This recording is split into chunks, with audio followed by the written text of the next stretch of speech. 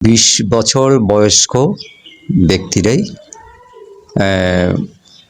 উপসম্পদা লাভ করতে পারে, অর্থাৎ ভিক্ষু জীবন গ্রহণ করতে পারে। মানে সর্বনিম্ন যার বয়স 20 বছর সেই ব্যক্তি উপসম্পদা লাভের ক্ষেত্রে মানে বিবেচ্য হয়, যোগ্য হয়, মানে বয়স বিবেচনায়, যদিও বা এটা সর্বনিম্ন। এর উপরে যে কোনো বয়সের ব্যক্তি উপসম্পদা লাভ করতে পারেন। কিন্তু আপনি দেখবেন এর চেয়ে কম বয়সেও উপসম্পদা কেউ কেউ হয়তো লাভ করছেন। কিন্তু সবাই তো জানেন যে 20 বছর বয়স হচ্ছে উপযুক্ত বয়স, যার আগে কোনো ব্যক্তিকে, কোনো শ্রামণকে উপসম্পদা দেয়া যাবে না। কিন্তু সেক্ষেত্রে আরেকটি ব্যাপার আছে। 19 বছর বয়সের একটি ঘটনা আছে, বিষয় আছে। সেটি হচ্ছে যেমন মাতৃগর্ভ থেকে থাকাকালীন সময়ের যে সময়টা, সেই সময় সহ যোগ করে 19 বছর বয়স্ক ব্যক্তিকে উপসম্পদা প্রদান করার অনুমতি আছে। স্বয়ং বুদ্ধ প্রজ্ঞপ্তি করেছেন। বুদ্ধের সময়ে কুমার কাশ্যপ নামক এক ব্যক্তি 19 বছর বয়সে তিনি উপসম্পদা গ্রহণ করেছিলেন, তাকে উপসম্পদা প্রদান করা হয়েছিল।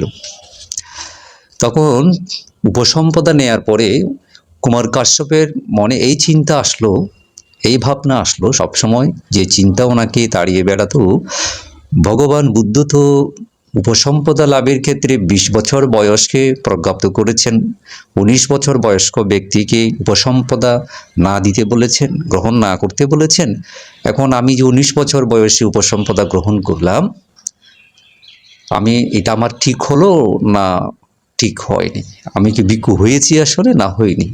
এরকম বিতর্ক ওনার মধ্যে প্রতিনিয়ত কাজ করত। তার এই বিষয়টি মাননীয় ভিক্ষু সংঘ স্ববিহারী যারা ছিলেন তারা জানতে পারলেন। জানার পরে তারা বুদ্ধকে এই বিষয়টি অবহিত করলেন, জানালেন। তখন বুদ্ধ এই প্রথমবারের মতো বয়স নিয়ে একটা প্রজ্ঞপ্তি করে দিলেন, একটা বিধান করে দিলেন। হে ভিক্ষুগণ, আমি অনুজ্ঞা প্রদান করছি, আমি অনুমতি দিচ্ছি যে মাতৃগর্ভে যখন আমাদের চিত্ত উৎপন্ন হয়, সত্যগণের চিত্ত উৎপন্ন হয়, বিজ্ঞান উৎপন্ন হয়, তখনই তার জন্ম হয়ে যায়, খেয়াল করবেন। তাহলে আমরা মাতৃগর্ভে প্রতিসন্ধি গ্রহণ করা থেকে কতদিন আমাদের থাকতে হয়? কয় মাস থাকতে হয়? 10 মাস 10 দিন। হয়তো একটু এদিক সেদিক অনেকের ক্ষেত্রে ব্যতিক্রম হয়। নর্মাল স্বাভাবিক যেটা ঘটনা, সময় 10 মাস 10 দিন। তাহলে সে মাতৃগর্ভে থাকা 10 মাস 10 দিন এটা হিসেব করে বাকি সময়গুলো 19 বছর 2 মাস বা 19 বছর 2 মাসের কাছাকাছি, ওই যে ওদিকে 10 দিন আছে। আর সেটা ছাড়া যদি 2 মাস 19 বছর 2 মাস বয়স হয়, মাতৃগর্ভের 10 মাস সহ এইটা যোগ করে 20 বছর হিসেব করে তাকে উপসম্পদা দেয়া যাবে। অর্থাৎ বুদ্ধ ওই যে মাতৃগর্ভে প্রতিসন্ধি নেওয়ার সাথে সাথে চিত্ত উৎপন্ন হয়, বিজ্ঞান উৎপন্ন হয়, সেই সময়টাকে পর্যন্ত, সেই সময়টাকেও হিসেব করা হয়েছে, গণনা করা হয়েছে। সেই অনুসারে 19 বছর 2 মাস বয়স্ক ব্যক্তি মাতৃগর্ভের 10 মাস সহ যোগ করে 20 বছর গণ্য করে হিসেব করে তাকে উপসম্পদা দেওয়া যাবে। কিন্তু সেটা কোনো অবস্থাতেই 19-এর নিচে নয়, 19-এর নিচে নয়। 19 বছর 2 মাস, এটা 18 বছর 2 মাস হতে পারবে না। হ্যাঁ, এটা বিশেষ, এই বিধানটা শুধু এই ক্ষেত্রে প্রযোজ্য যে মাতৃগর্ভে থাকাকালীন এই 10 মাস সময়টাকেও হিসেব করে দেয়া হয়।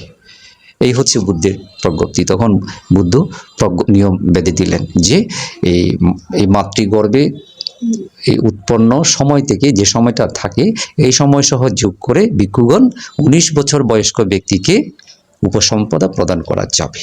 তো সেক্ষেত্রে এই বিনয় যে গুরুগণ, আচার্যগণ জানেন, এই বিধান জানেন, যেমন এটা বিনয় পিটকের মহাবর্গে স্পষ্ট উল্লেখ আছে। হ্যাঁ, সেই ক্ষেত্রে মানে উপসম্পদার বিধান আর কি, সেই ক্ষেত্রে তারা জেনে বিশেষ ক্ষেত্রে এই ধরনের বয়সের বিষয়টাকে অ্যাডজাস্ট করে, সমন্বয় করে উপসম্পদা দিতে পারে।